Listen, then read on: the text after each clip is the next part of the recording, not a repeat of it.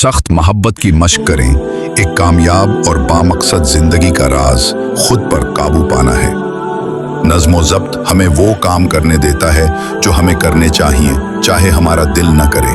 अगर हमारे अंदर नज़्म ना हो तो हम वाज़े मकसद नहीं बना सकते, वक्त को अच्छे तरीके से नहीं चला सकते, लोगों से अच्छा सलूक नहीं कर सकते, मुश्किल वक्त में साबित कदम नहीं रह सकते, अपनी सेहत का ख्याल नहीं रख सकते और मस्बत सोच नहीं रख सकते। मैं खुद पर काबू पाने की आदत को सख्त मोहब्बत कहता हूँ, क्योंकि अपने साथ सख्ती करना दरअसल एक मोहब्बत भरा अमल है। जब आप खुद से सख्ती करते हैं तो आप ज्यादा सोच समझकर जीना शुरू करते हैं। आप अपनी मर्जी से जीते हैं, ना कि जिंदगी के बहाव के साथ बहते पत्ते की तरह जो हर दिन हालात के मुताबिक ही चलता है। जैसा कि मैं अपने एक लेक्चर में सिखाता हूँ, जितना आप खुद पर सख्त होंगे, जिंदगी आप पर उतनी ही आसान हो जाएगी। कि जिंदगी का मेयार आपके फैसलों के मेयार पर होता है, चाहे वो करियर का इंतखाब हो, जो किताबें आप पढ़ते हैं, रोज सुबह उठने का वक्त या दिन भर के ख्यालात। जब आप मुसलसल सही फैसले करते हैं, आसान नहीं बल्कि दुरुस्त,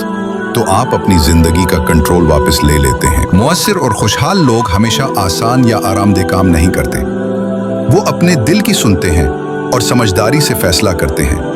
यही आदत उन्हें अजीम बनाती है।